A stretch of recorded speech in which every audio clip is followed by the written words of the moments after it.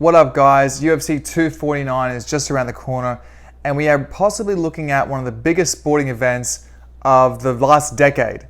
We've got quarantine, we've got coronavirus, we've got everybody on lockdown, and all sporting events, all events period, are completely stopped.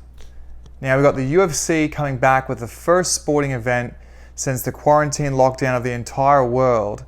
So this is a huge event. This is a huge historical, worldwide event that, I wouldn't be surprised if the viewing numbers are going to surpass any other UFC event in recent times. Now, the biggest fight that I think that's on the card is Henry Cejudo versus Dominick Cruz. Let's go check it out. Now, Cejudo is 125 champion, 135 champion, and Olympic gold medalist for wrestling. You've got Dominick Cruz, who hasn't fought in years, and his last fight he lost against Cody Garbrandt. But before that, hadn't been beaten since, Uriah Faber back in the WEC days. So this is a really interesting fight, and there's a lot of reasons why I think this is going to be the best fight on the card, or at least one of the best fights on the card, and probably even should be the main event. But let's go check it out. Now, before we go into the detail of each fighter, once again, my name's Sean Bordeaux. Appreciate you watching the video. If you want to like and subscribe and send it on to your friends, even if it's just for a laugh, to say who the fuck is this dickhead talking about sports, or if you actually got some interesting information out of this review and breakdown and you thought, you know what, Sean actually makes a good point. So I want to break down, the first fight I want to break down Dominick Cruz, because Cejudo has been recently fighting, and Cruz, I had to go back and rewatch a few of his old fights just to refresh my memory. Even though I know Cruz, I know who he is, and I know what his style is, I had to really, because I hadn't seen him in so long, I had to go back and do some research. So let's start off with Dominick Cruz. So firstly, if you look at Dom's record, 18-1. Now, that's actually incorrect. He's actually 18-2. I don't know why they got that wrong, but he lost against Uriah Faber, who got him in a guillotine choke. And he also lost against Cody Garbrandt, which was his last fight, which was, maybe a few years ago now, when Cody Garbrandt, probably 3 years ago now, when Cody Garbrandt beat him to take the title. So his actual record is 18-2. He seems really tall and big for the division. He's 5'8", but for a 135er, that's quite tall. He's going to have a better reach advantage. And, he's just got one of those styles that it's unlike any other fighter there is. His style of false starting in and out, and he's always moving like this and like to the side, to the left. He's always moving, which is crazy. You would think that it'd be an exhausting style, but he's always in and out. See, he's not necessarily known for his power. He's definitely known for his in and out movement, his pace that he keeps. But he's actually one of the most interesting fighters, because he's not a super aggressive fighter, but he can be aggressive. So what I mean by that is that a lot of fighters, they might be a counter striker, and they might like their opponent to come into them. But Cruz he can be aggressive, but he also can be a counter striker, and he can pull away. So he's one of the most unique fighters in the UFC. The ability that he has is to pull away when there's an attack on him, and also when he's not being attacked, he can push forward. He can push the pace, and we saw that he was pushing the pace against TJ Dillashaw, and against even though he lost, he was pushing the pace against Cody Garbrandt. All these fights. When I look at his record, the only person really to beat him. So if I want to break this down, the only person to really beat him was Cody Garbrandt. Now, that's before Cody Garbrandt fell off the wagon and had a string of losses. So Cody Garbrandt beat him. But the way that he beat him wasn't by trying to take him down. It was actually by playing his game of speed and moving in and out. Garbrandt played a very smart game, didn't overcommit. He did a little bit, but he didn't overcommit on a lot of his shots. He played it very safe. Unlike Garbrandt's normal style and his normal, how he won every other single fight, he played that match against Cruz like a technical fight you could imagine. Go back and watch the Cody Garbrandt fight. Cruz beat Faber and then he beat TJ. It was a really close decision win to TJ Dillashaw.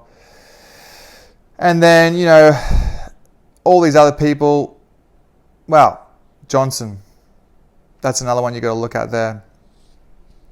So, in summary for Cruz, I would say Cruz has the advantage because I'd say he's a slightly better striker. I'd say he's got better movement. I'd say he's bigger, taller, better reach. And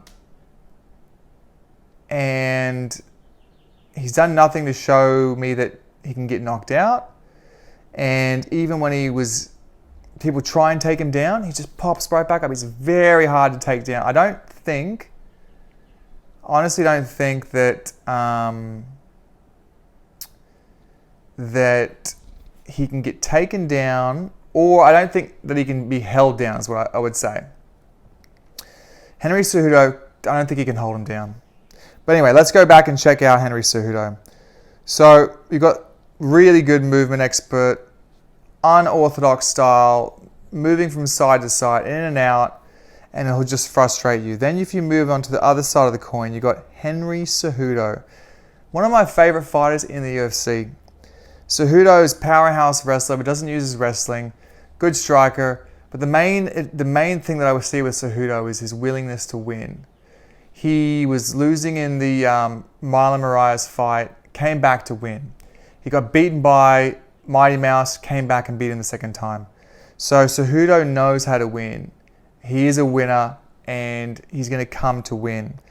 But he's taking a huge disadvantage on the reach, on the height, and I think on the night that Cruz will be maybe 5 or 10 pounds heavier than him. So he's taking a few risks there. But I don't. The only way I really see Henry Cejudo winning is he either plays a similar role to Cody Garbrandt, just does that trying to outpoint him and trying to, out technique and speed him and in and out, maybe outspeed him. I can't see him holding him down and fighting the way he fought Mighty Mouse, where he held Mighty Mouse down for the majority of the fight. So I don't know. I don't see how Cejudo wins. But he called for the fight, so he must know something.